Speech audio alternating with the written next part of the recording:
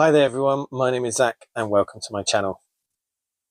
I'm really sorry to most of you this week because this week's video is actually not for everyone. It's just a message for Rege Jean Page actually. So if you're not Reggae, then sorry, this might not be for you. Don't forget to like and subscribe and all of that stuff before you go, and then me and Reggae will have a chat once you have.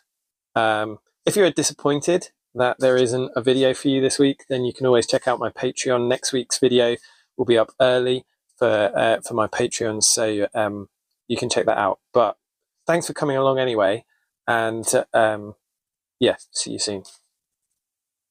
Anyway, Reggae, now that the others have gone, I saw recently in some interviews, I think it might have actually just been one interview that was then just spread everywhere on the internet. I feel like I made the Robert Downey Jr. mistake. I was stuck in armor for this whole thing, dude. I couldn't sit down. That you had a bit of a rough time in your armor on the set of the new Dungeons and Dragons movie. And I'm really sorry about that. I've not actually mentioned it this video, but I'm a reenactor and a jouster. And I wear armor not for the same amount of time as you. I know, time on set can last a really, really long time, but I have had to wear armor for quite a long time. Metal armor, steel, authentically reproduced stuff, not the originals. So I've had to wear that for quite a long time at a time. I've even, because I'm also a primary school teacher, I've actually taught a whole day in full plate armor, which it was tough, and I feel your pain. So I'm really sorry that you had to go through that. And I thought that I'd just give you a little bit of advice because, this is going well. You're in a whole load of news articles and things like that. I really hope this works out well for you and that you end up doing more of this sort of thing. But maybe next time, if I give you some advice from a reenactor, then when you're looking at your costume next time, you can give a few pieces of feedback to it to hopefully make your life a little bit easier. So first of all, really one of the main things, because you were talking about how you got quite sweaty inside your armor. Now, some of that is going to be to do with the lights and things, but you'd know more about that than me. But one thing that I found is that wearing authentic Dungeons and Dragons, nothing's authentic, but wearing historically appropriate fabrics actually really helps with that. Things like silk and linen can help to regulate your body temperature even underneath armor. So making sure that you don't have things like nylon and modern fabrics, synthetic fabrics underneath the armor is going to really help you to stay cooler. So maybe you could pass that on as a starting point for whoever's designing your next armor costume. Secondly, yes, metal armor is difficult to make, and it's hard to find the right people to make it. It's much easier just to sculpt something or 3D print something probably nowadays and then vac form something on top, or fiberglass something on top of a mold. But metal armor is actually going to work a little bit better at regulating your temperature than plastic armors. It does look better as well, in my personal opinion. So you could try that as well. Secondly, you talked about not being able to sit down. Now, in the film, you're wearing a muscled cuirasse, and obviously it's Dungeons and Dragons. It's not actually historically accurate. It's not meant to be, right? It's a fantasy world. So don't hear me wrong here. I'm not saying like everything needs to be historically accurate, but it's worth looking at historical examples to see how they made them work, because the muscled cuirasse did work. People did wear it at different points in history. It's most famous in ancient Greece.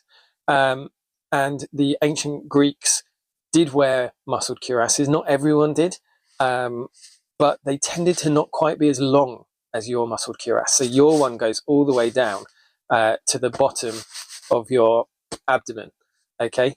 But the the ancient Greek ones tended to be a little bit higher. And that was to allow more side-to-side movement and to allow you to sit down if you needed to. That's one way that you could do it. Another thing is that in the 16th century, in the Renaissance, people started getting really into their history. And some 16th century armourers actually made muscled cuirasses. And I'll put an example on the screen there, but they added articulation around the bottom half of the cuirass to allow people to sit down easier.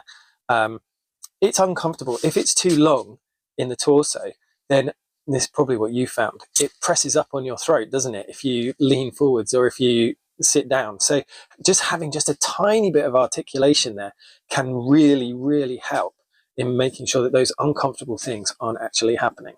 Another way that you can help deal with that is adding a male collar, or we call it a male standard, around the throat. And that will really help as well, because it just gives a bit of padding so that the breastplate doesn't come up and catch you on the throat. Now, another thing to bear in mind is the shoulder cutouts. Now, you said that there were a few difficulties in your fight scenes and filming your fight scenes. You're trying to do these complicated fight sequences and nothing moves quite how it's meant to. And that is often to do with the width of the cuirass across the chest. Okay. Now, in historical examples, we see all sorts of different size cutouts here. And that would have been to do with personal taste, the size of the person inside it, and also the type of shoulder armor that they would be wearing. You see, obviously you want to be as protected as possible, but if you have other forms of protection, then you can actually reduce the amount of protection for the armpit that is provided by the cuirass. Okay, now your one is quite wide on you, so I don't know if when you're saying about the pain that you felt in the fight scenes, whether that was to do with reaching across. That is just what I'm assuming based on looking at your cuirass there. So we could deal with that a few ways. Number one, we just cut in and just make it thinner across the chest. Okay, now obviously this has got to go past the director and people like that as well, because they get the final choice, don't they? It's not like you're just making a costume for yourself or designing a costume for yourself. So there's a few ways that we can deal with that. One, you've got that cool cloak. Just bring the cloak over the front to cover up those sides. You've also got some pauldrons. Now, the shoulder armor is very D&D. It's very Dungeons and Dragons. I understand if you don't want to change it, but it's not particularly good from an actual armor's point of view. So making some kind of a shoulder armor that actually covers up this part here will mean that you can go further in, and that's actually a historical way of solving the problem of moving your arms in towards the breastplate. Okay.